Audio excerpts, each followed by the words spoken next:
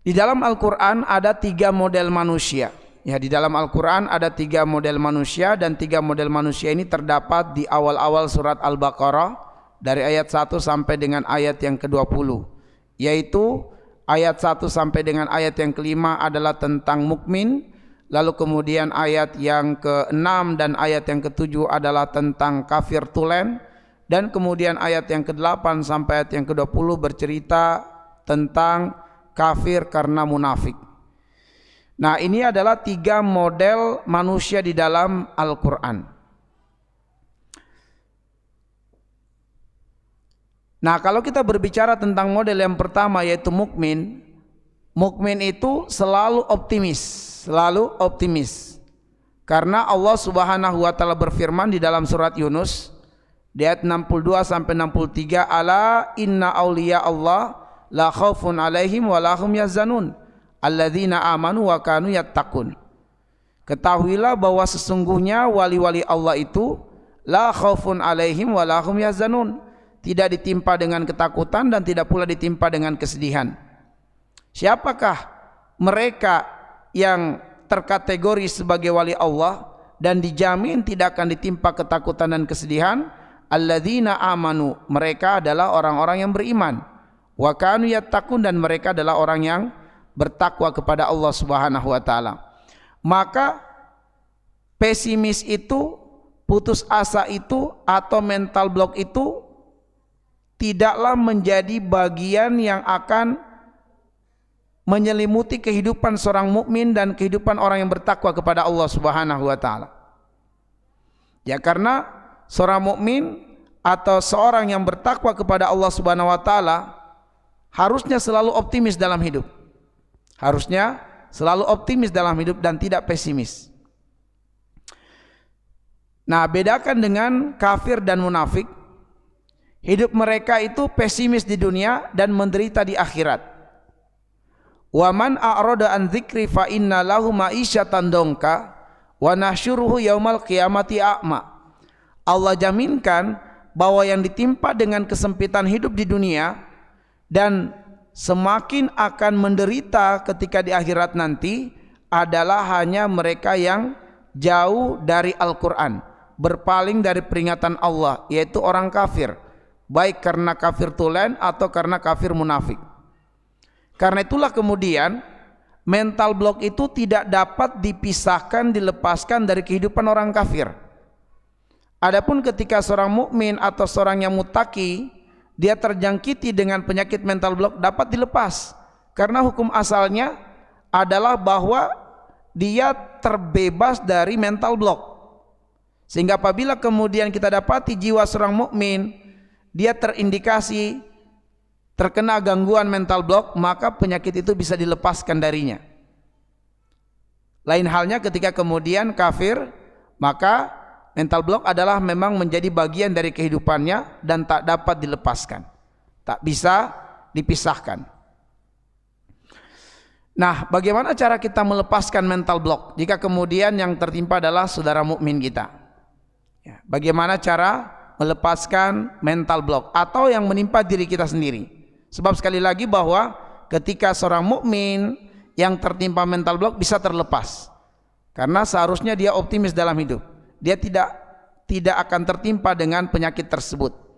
Namun kenyataannya banyak yang tertimpa. Nah, disinilah kemudian kita berikan tips bagaimana melepaskan mental block.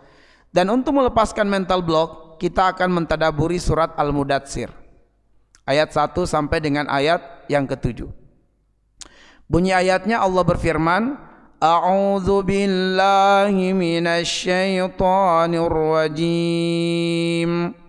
Bismillahirrahmanirrahim. Ya ayyuhal muddatsir qum fa'anzir wa rabbaka fakabbir wa thiyabaka fatahhir warrujza fahjur wala tamnun tastakthir walirabbika fasbir. Yang artinya adalah, ya ayuhal muddatsir, wahai orang-orang yang berselimut, kum, bangkitlah. Fa'anzir, dan berikanlah peringatan. Wa rabbaka fakabbir, dan Tuhanmu fakabbir, besarkanlah, hebatkanlah, agungkanlah. Wa siyabaka fatahhir, dan pakaianmu sucikanlah. Warrujza fahjur, dan perbuatan dosa tinggalkanlah. Wala tamnun tastaksir, dan janganlah kamu memberi dengan maksud memperoleh balasan yang lebih banyak. Wali rabbika fasbir, dan untuk Tuhanmu bersabarlah. Nah, dari penggalan pada ayat-ayat yang mulia inilah kita kemudian menemukan sejumlah tips untuk melepaskan mental block. Yang pertama adalah lepaskan kegalauan dan kesedihan. Karena setiap orang yang ditimpa dengan masalah, pasti efek atau dampak yang awal kali terlihat pada orang yang ditimpa dengan masalah itu adalah galau dan sedih. Namun persoalannya adalah bahwa sebenarnya setiap manusia itu tidak mungkin bisa berlepas diri dari masalah. Karena di dalam surat Al-Balad di ayat yang keempat Allah mengatakan, laqad khalaqnal insana fi kabad. Sungguh kami telah menciptakan manusia itu fi kabad. Fi kabad itu bahwa manusia dalam menjalani proses kehidupan di dunia selalu akan berhadapan dengan masalah, selalu akan berhadapan dengan kepayahan, selalu akan berhadapan dengan kesulitan. Nah, karena manusia tidak mungkin bisa berlepas diri dari kelemahan, kekurangan, kepayahan, kesulitan, maka sangat rentang manusia itu ditimpa dengan kegalauan dan kesedihan. Makanya Allah jadikan tabiatnya manusia itu galau, sedih. Allah bilang di dalam surat Al-Ma'arij di ayat yang ke-19, innal insana khuliqa halu'a idza massahu syarru jazua wa idza massahul khairu manu'a. Sungguh manusia diciptakan dengan tabiat yang suka berkeluh kesah. Idza massahu syarru jazua wa idza massahul khairu manu'a. Kalau ditimpa dengan sesuatu yang tidak menyenangkan, cenderung manusia itu mencari kambing hitam untuk melempar kesalahan dan tidak mau mengakui kalau dialah penyebab kesalahan itu. Dan kemudian jika ditimpa dengan kesenangan, maka cenderungnya dia berlaku bakhil dan pelit. Atau dia berjiwa inferior. Dia berjiwa inferior. Ketika dia mendapatkan suatu kesenangan, dia akan stres kalau orang-orang tidak mengetahui bahwa dia mendapatkan suatu prestasi, supaya orang-orang mengatakan dirinya hebat. Tapi ketika kemudian ditimpa dengan ketidaknyamanan, maka dia akan berusaha mencari kambing hitam menutupi kekurangannya. Nah, kenapa kemudian manusia itu ditabiatkan dengan tabiat yang suka berkeluh kesah? Karena manusia tidak akan pernah bisa berlepas diri dari masalah.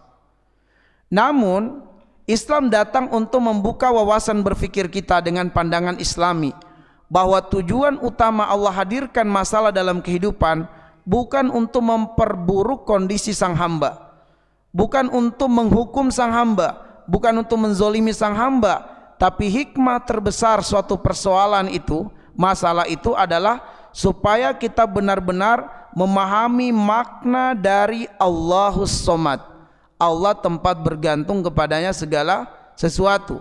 Karena Allah mengatakan di dalam surat Fatir ayat yang ke-15, ya ayuhan nas antumul fuqara'u ilallah wallahu huwal ghaniyul hamid. Wahai manusia, kamu yang butuh Allah dan Allah tidak butuh siapapun. Allah Maha Kaya, Allah Maha Terpuji. Jadi sebenarnya hikmah terbesar masalah dalam hidup kita adalah supaya kita sadar kita butuh Allah Subhanahu wa taala.